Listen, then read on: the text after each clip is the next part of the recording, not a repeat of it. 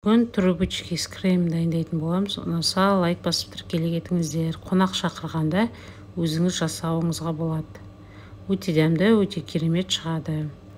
Ол үшін бізге мұздай салқын суға жұмыртқаның сарысы қажет болады. Тұзын саламыз және уксус 6% қосылай араластырып аламыз жұмыртқасын. Енді бұны холодильникке салып қоямыз. Оған дейін майымыз бен ұнымызды кружке қылып ұнтатып аламыз.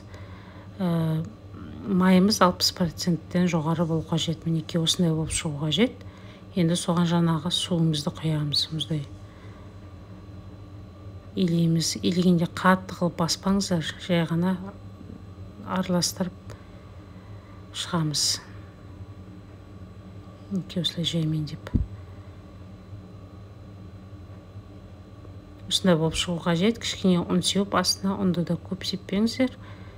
Ұнды сеуіп астына төртбұрышты қылып шығамыз.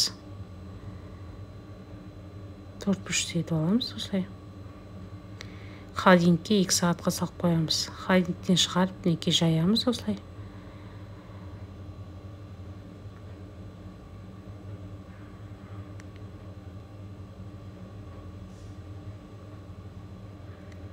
Осындай болып шығады. Осыны кесіп, енді формочкасына салуыңызға болады. Менде формочкасы болмағандықтан мен фольгадан жасадым осылай. Осылай кесіп, жанын дөңгелетеміз осылай. Егер формочкасы болса, формочкамен жасауыңызға болады.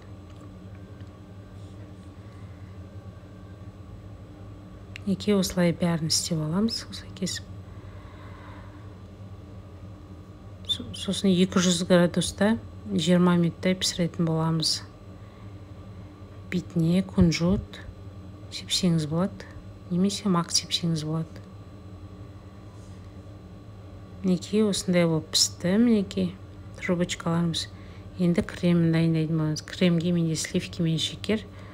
Сіз басқа да нені қолдануыңызға болады, кремді. Бұл емес, басқа заварной любой кремді.